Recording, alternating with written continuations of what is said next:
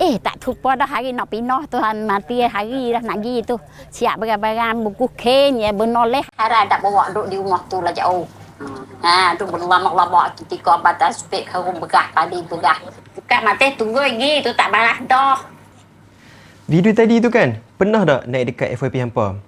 Sebelum tu, jom aku kenalkan diri dulu. Hai, nama aku Anis Akmal. Aku memang dilahirkan dan dibesarkan di negeri Kedah. Dan ya, aku memang anak jati Kedah. Dan aku tinggal dekat kampung. Memang syok. Memperkenalkan, yang ni abah aku. Orang Perak aka Banjar. Abah ni memang tegas orangnya. Tapi bila jumpa dengan orang, dia senyum je memanjang. Yang ni pula mak aku. Mak aku ni memang orang Kedah. Ataupun kita kata orang Hulu Sek.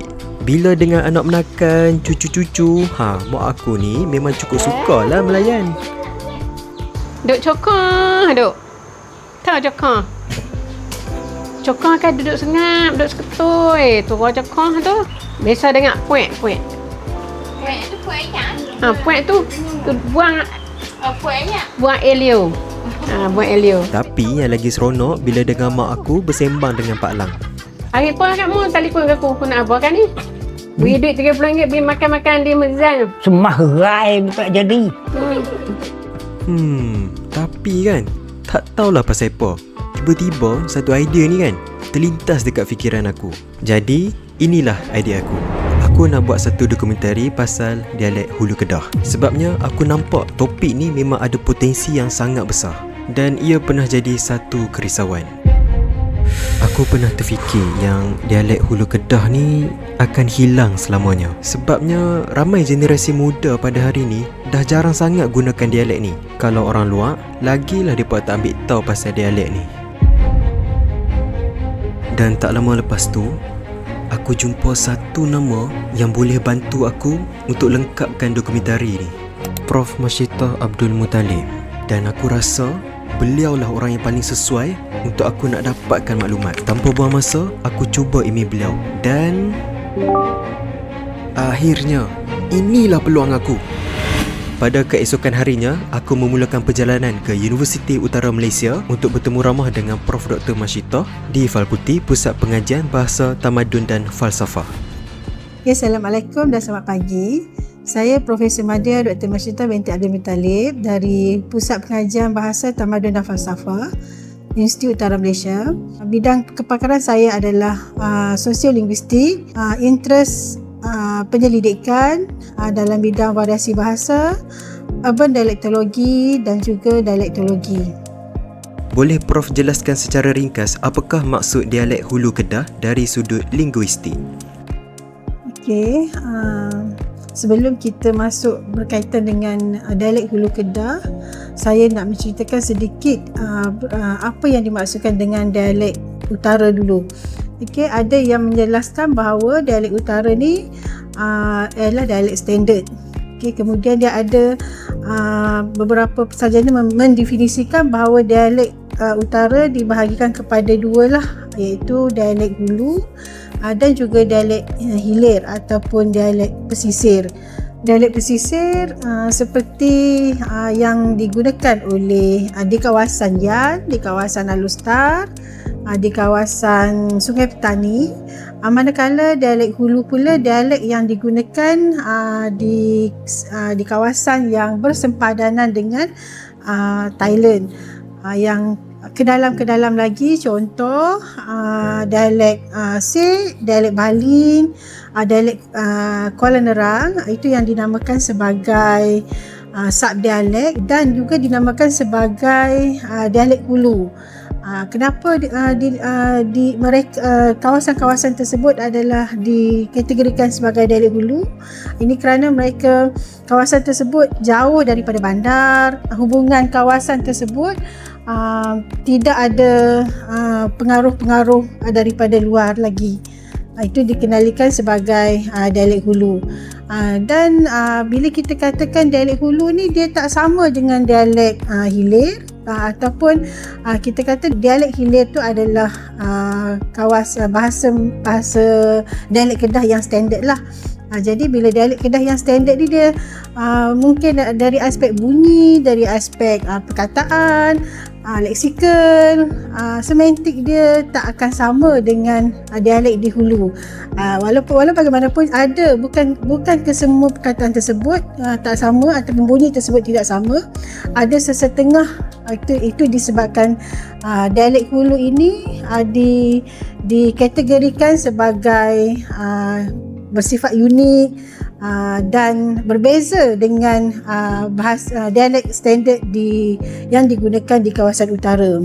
Okay, contohnya saya boleh bagi contoh macam kita kata dialek Hulu, kalau bahasa Melayu standard air, tetapi kalau dalam dialek Kedah standard kita sebut ayak. Tetapi di sebelah sub dialek seperti Sek, Baling, Kuala Nerang, dia tak menggunakan ayak, tetapi dia sebut jadi R tu gugurkan. Kemudian kalau kita lihat ada banyak lagi perkataan-perkataan yang lain. Contohnya kita kata dalam perkataan kebanyakan huruf L ataupun huruf R, itu adalah digugurkan, perkataan-perkataan tersebut digugurkanlah. Contoh hitam jadi hitai, telur, reh, R tu pun digugurkan, telur. Jadi reh tu dia tak bunyi. Kalau Kedah standard dia sebut telok. Jadi kalau sebelah Hulu dia tak sebut reh tu, dia tak bunyikan reh, huruf getaran reh. Kemudian jika kalau kita lihat sebelah dialek utara standard, dialek utara, dia sebut R tu ditukar menjadi Q, alok, telok. Bila unsur-unsur linguistik seperti fonologi, beberapa perkataan-perkataan leksikal berbeza dengan dialek utara standard. Jadi di sebelah Kuala Nerang, Sek dan juga Baling itu dinamakan daerah berdekatan dengan Thailand, itu dinamakan persempadanan isoglos. Mengapakah faktor geografi dan persekitaran menjadi faktor yang mempengaruhi cara pertuturan masyarakat Kedah? Jika dilihat pengaruh geografi dan persekitaran tu sangat memainkan peranan lah. Okey, dan banyak faktor lah ya. Kalau kita lihat bila kita sebut Kedah Hilir, dia permukaan tanah dia rata. Okey, jadi itu berbeza dengan sebelah Hulu, sebab dia ada kita kata Bukit Bukau, kemudian mungkin ada sungai, mungkin ada jauh daripada pusat bandar dan sebagainya lah. Okey, jadi disebabkan itu ada beberapa perbezaan lah. Kita tengok, kita cuba lihat kepada kawasan di Hulu yang mana dialek ni dia tak boleh nak berkembang. Jadi kenapa dia tak berkembang? Sebab dia kita kata dia menghadkan interaksi mereka. Menghadkan interaksi mereka kerana apa? Kerana jauh daripada bandar tadi ni lah. Jauh daripada perhubungan, jauh daripada bandar, kawasan Bukit Bukau, Gunung Ganang, hutan, kemudian dan juga kita kata aliran sungai. Okey, jadi perhubungan itulah yang menyebabkan dialek di Hulu itu tidak berkembang seperti dialek di Hilir.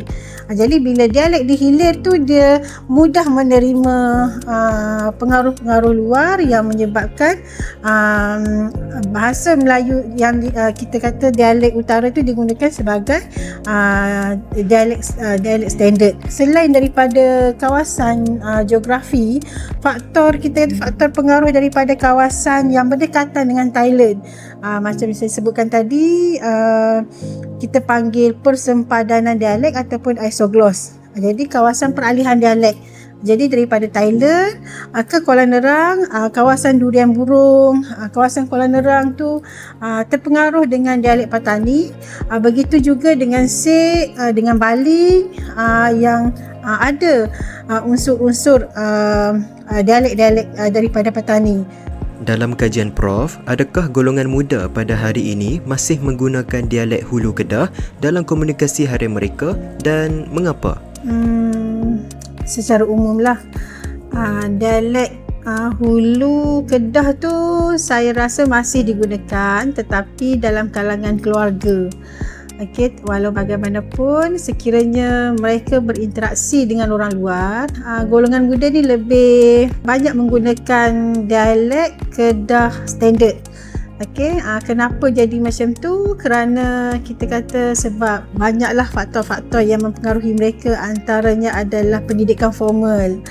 Bila pendidikan formal, kita menggunakan bahasa Melayu standard lah, ataupun kita kata kita guna dialek Kedah, dialek utara standard, kita tak guna dialek Hulu. Kebanyakan guru-guru pun mungkin tidak fasih ataupun tidak mahir menggunakan dialek Hulu. Kemudian yang kedua, kita kata saya rasa media sosial memainkan peranan utama untuk mempengaruhi golongan-golongan muda ni untuk tidak menggunakan dialek Hulu. Okay, walau bagaimanapun ada, bukan tak ada, tetapi kalau kita kata dalam 10 orang, mungkin dalam seorang dua sahaja yang menggunakan, kita kata yang tegar dialek Hulu. Tetapi dalam interaksi dengan kawan-kawan, interaksi dengan guru-guru, interaksi dengan rakan yang di luar, mungkin mereka hanya menggunakan dialek Hulu, dialek standard Kedah lah. Tetapi dalam kekeluargaan tu saya tidak nafikan lah, mesti ada yang menggunakan masih lagi menggunakan dialek Hulu. Pada 28 Mei 2026, aku kembali ke kampung halamanku iaitu Kampung Betung, Sek, Kedah. Aku mencari seorang lagi responden yang merupakan salah seorang penduduk kampung yang masih menggunakan dialek Hulu Kedah untuk menguatkan lagi isi dokumentari ini. Nama Pak Long Muhammad Sofian bin Yaakob, berasal daripada Kampung Kuala Kerik . Kira Kuala Kerik ni dalam karya Kampung Betung ni kira asalnya anak jati Kampung Betung lah. Tuan dah gunakan dialek Hulu Kedah sebagai bahasa komunikasi utama ini sejak bila lagi? Duk guna bahasa ni dialek ni kan. Lorat Hulu ni kira daripada hak kecil ya. Daripada mula-mula boleh bercakap tu sampai ke ni lah. Tapi kalau pergi ikut luar tu kita ubah lah sikit ikut bahasa setempat lah. Bahasa standard Kedah lah kalau kita pergi ikut luar tu kan. Kalau duduk dalam Kampung Betung ni memang kita guna bahasa ni ya. Selalunya dialek ini digunakan pada masa bila dan digunakan untuk bercakap dengan siapa? Okey. Selalunya kalau duduk di kampung ataupun duduk di rumah ni dengan anak-anak, dengan kawan-kawan ni kita bercakap belah ni ya. Kita gunakan dialek kampung kita lah. Pasal mudah faham. Kita nak oyak kat dema pun mudah, dema nak faham pun mudah. Pada pandangan tuan, cara percakapan atau komunikasi dekat sini berbeza tak dengan daerah atau tempat lain? Dia ada beza. Kalau kita banding dengan belah-belah Iliak ni sikit kan. Kalau kira hala ke selatan Kedah tu dia beza dia jauh kan. Kalau nak bandingkan dengan belah Padang Terak, belah Baling tu bahasa dia lebih kurang juga nak sebalah kan. Tapi kalau dengan Lostar, dengan Sungai Petani tu dia beza dia tu jauh sangat lah. Kadang-kadang kita bercakap pun dia memang tak faham . Boleh tak tuan berikan contoh perkataan yang memang selalu digunakan di sini tapi tidak digunakan di tempat lain? Perkataan yang selalu kita guna hari-hari ni, yang tempat lain jarang guna ni, gi dengan klik . Contohnya kita nak ajak anak-anak gimana kan. Nak pergi ke kedai contohnya kita wayak atau pergi kedai. Lepas tu kalau kita nak balik ke rumah tu kita kata jual, kita klik rumah. Itu tu antara perkataan-perkataan yang sokmo kita guna lah. Pada 30 Mei 2026, aku memulakan perjalanan ke Kampung Caruk Putih yang terletak di daerah Baling. Pada tujuan asalnya, aku cuma keluar dengan rakan-rakan sekolah untuk berkelah di tepi sungai yang terletak di kampung tersebut. Menariknya, salah seorang daripada kami merupakan penduduk asal daripada kampung tersebut. Jadi, aku mengambil peluang yang ada untuk bertemu ramah dengannya. Gila, tapi kemahal ni. By the way aku nak tanya hang kan duk Baling kan? So aku nak tanya hang pasal dialek Hulu Kedah sikit boleh tak? Boleh. Boleh. Nak tanya boleh Okey, jom kita buat video kan. Mari. Jom. Assalamualaikum semua. Nama saya Muhammad Syed Suhaib Abu Bakar. Mari daripada Baling, kampung Caruk Putih. Masa kecil dulu, awak selalu tak dengar orang tua-tua kat rumah atau dekat kampung sembang menggunakan dialek Hulu Kedah ni? Awak faham tak semuanya? Oh, nak kata faham tu memang faham lah sebab duk daripada kecil. Daripada beranak-beranak sampai 12 tahun. Barulah tubik sambung kalau dengar. Sebab daripada kecil, pok tu bawa pergi duk malam-malam nak pergi lepok rumah orang tua kan. Lepas tu dia duk sembang pasal kampung lah. Lepas tu duk gobek pina sambil duk minum kopi semua tu dia nak sembang. Lepas tu daripada situ lah belajar bahasa Bali ni. Jadi dah terserak masuk. Jadi lekat lah sampai lah ni. Walaupun dah tubik pergi merata, pergi negeri lain. Tapi bahasa Bali tu tetap di hati. Dalam seharian awak ketika belajar ataupun berkomunikasi dengan kawan-kawan, awak lebih selesa menggunakan bahasa standard luar ataupun dialek tempatan, dan kenapa? Dia ikut keadaan.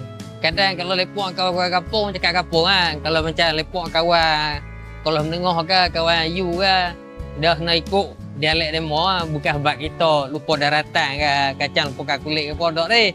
Sebab kadang demo tak faham kita cakap apa. Lepas tu kena cakap luar lah. Tapi kadang demo macam nak tu kok dialek Bali ni kan. Sebab orang tu unik. Jadi kadang-kadang kita cakap lah, kita royak demo macam mana. Demo pun kadang-kadang nak tu kok. Gitulah. Kadang-kadang cakap. Tapi selalu ikut keadaan lah. Ikut orang. Pernah tak awak rasa segan atau kekok nak cakap dialek Hulu Kedah ni bila bersembang dengan orang luar? Ni nak cerita sejarah sikit lah. Dulu lepas kalau rendah kan nak masuk kolam menengah. Dia tak tubik jauh mana pun. Jauh sikit daerah lain kan. Tapi daerah tu banyak orang cakap apa hilir. Macam apa ada lah kan tu kan. Semua tu kan. Abang apa semua tu. Dia walaupun beza sikit lah. Bila kita tubik tu kadang-kadang memang tak faham kok dialek kampung. Lepas tu awal tu kita cakap kampung lah sebab kita tak erti bahasa hilir kan. Lepas tu dah lama-lama macam demo pun tak faham, kita pun belajar lah bahasa demo. Lepas tu boleh lah. Awal-awal tu rasa malu lah juga sebab demo tak faham. Macam nak komunikasi pun payah. Lepas tu lama-lama dah okey lah. Lepas tu kadang demo suruh kita cakap halik bahasa kampung. Bahasa Bali. Sebab demo rasa unik kan, demo tak bisa dengar. Boleh tak awak berikan contoh 2 atau 3 perkataan dialek Hulu Kedah yang awak tahu dan masih lagi digunakan sampai ke hari ini? Ada lah beberapa perkataan hanya guna dah. Contoh dah murih. Murih ni marah. Lalu orang kampung, orang tua-tua duk murih duk lah. Lepas tu kadang apa ada macam mak-mak duk murih anak kan. Lepas tu Cik dia kata, Cik kan saya cucu. Cik kata, "Hoi, duk murih apa anakmu tu?" Gitu. Lepas tu ada bunyi nak dekat-dekat tepi dalam kan, merung. Merung ni macam orang dulu-dulu duk tebah kebun. Lepas tu dia mau lungguk-lungguk kayu mau bakar. Tu panggil merung. Lepas tu rabik. Rabik ni terkoyok. Macam ada kawan kita pakai seluar koyok kan. Lepas tu kita tegur, "Weh, keluar pun rabik." Gitu. Setelah aku selesai bertemu ramah dengan responden, aku masih teringat lagi harapan mereka terhadap nasib dialek Hulu Kedah pada masa akan datang. Jadi sebenarnya kajian berkaitan dengan dialek ini adalah usaha untuk pewarisan, alat untuk mewarisi kepada generasi-generasi muda yang mana kita kata banyaklah yang tak tahu langsung berkaitan dengan dialek, perkataan-perkataan leksikal dia tu.